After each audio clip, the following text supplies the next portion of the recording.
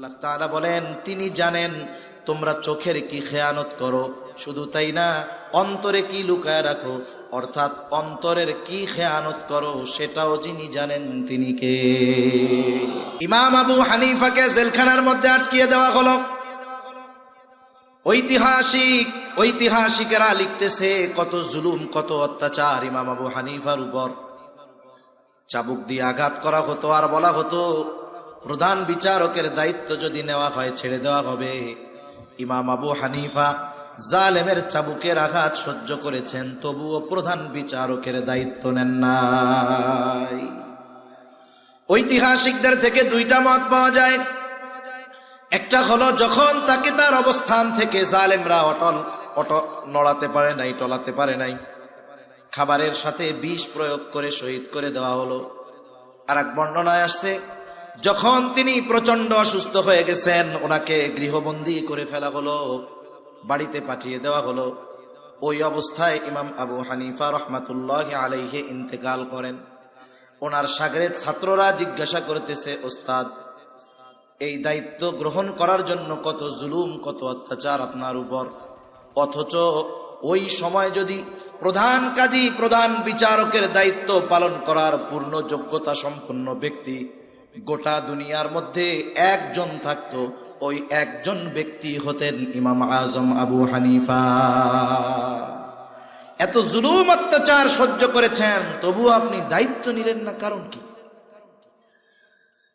আবু দাউদের বর্ণনা, নবীজি সাল্লাল্লাহু আলাইহি ওয়াসাল্লাম বলেন তোমাদের কাউকে যখন কোনো সরকারি বা রাষ্ট্রীয় দায়িত্ব দেওয়া হয়, কেউ যদি ওই দায়িত্বের সুচ পরিমাণ খেয়ানত করে, সুচ পরিমাণ, নবীজি বলেন ওই ব্যক্তি কিয়ামতের দিন খেয়ানতের বোঝা নিয়ে আল্লাহ তাআলার সামনে হাজির হবে। সুচ পরিমাণ খেয়ানত করলে যদি খেয়ানতের বোঝা নিয়ে আল্লাহর সামনে উপস্থিত হতে হয়, ইমাম আবু হানিফা রাহমাতুল্লাহি আলাইহি বলেন যেই দায়িত্ব আমি নেই নাই ওই দায়িত্বের ব্যাপারে আল্লাহ তাআলা আমাকে জিজ্ঞাসাও করবেন না, কিন্তু দায়িত্ব নেওয়ার পরে যদি দায়িত্বের কোনো ত্রুটি হয়ে যায় কিয়ামতের দিন আল্লাহ তাআলার সামনে আমাকে জবাবদিহিতার কাঠগড়ায় দাঁড়ানো লাগবে।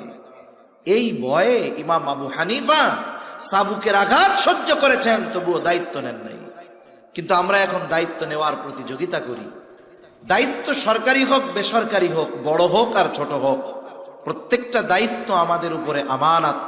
কেউ যদি ওই দায়িত্বের অবহেলা করে ইচ্ছাকৃতভাবে এবং ওই দায়িত্বের বিপরীতে তার জন্য যদি কোনো সম্মানী বা পারিশ্রমিক থাকে, দায়িত্বে অবহেলা করে যদি পারিশ্রমিক পরিপূর্ণ গ্রহণ করে, নিঃসন্দেহে সে খেয়ানতকারীদের অন্তর্ভুক্ত।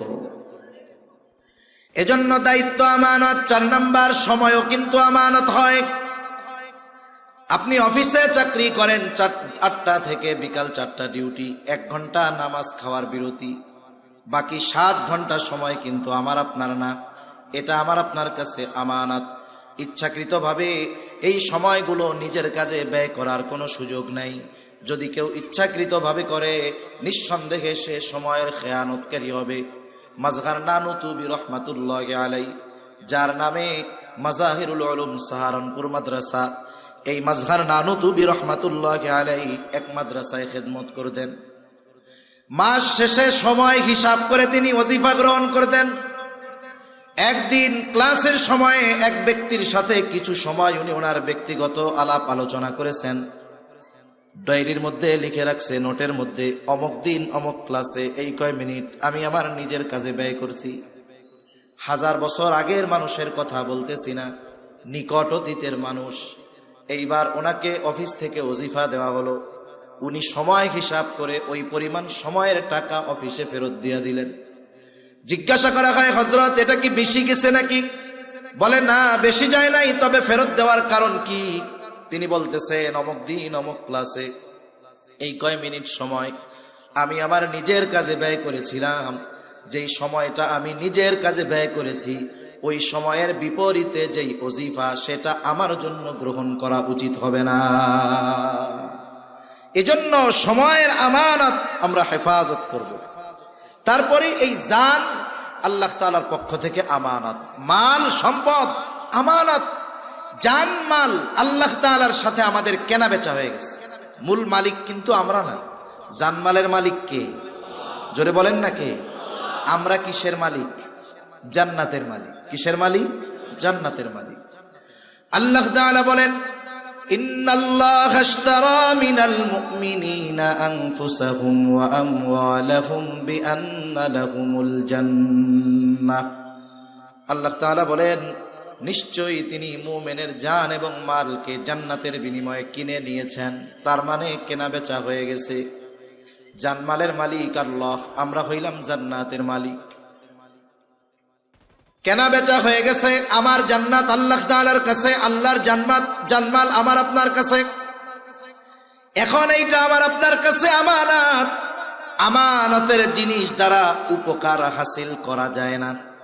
কেউ যদি 500 টাকার একটা ছেঁড়া নোট আমার আপনার কাছে দিয়া বলে, হুজুর এইটা আমানত, আপনি যদি চিন্তা করেন, এরে বাজারে ভালো মাছ উঠছে, টাকা তো আর নাই, এই 500 টাকা ছাড়া এই টাকাটা দিয়ে মাছটা কিনে নিয়ে যাই, বাড়ির থেকে আরেকটা 500 টাকার নোট তাকে দিয়া দিব, হবে না।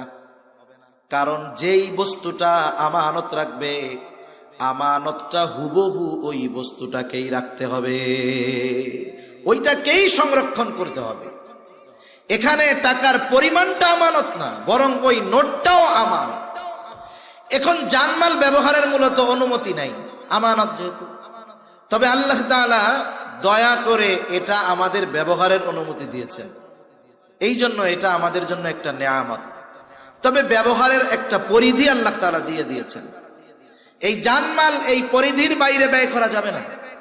জান বলতে কি? আমার শ্রম, মেধা, বুদ্ধি, পরিশ্রম, এগুলো জান।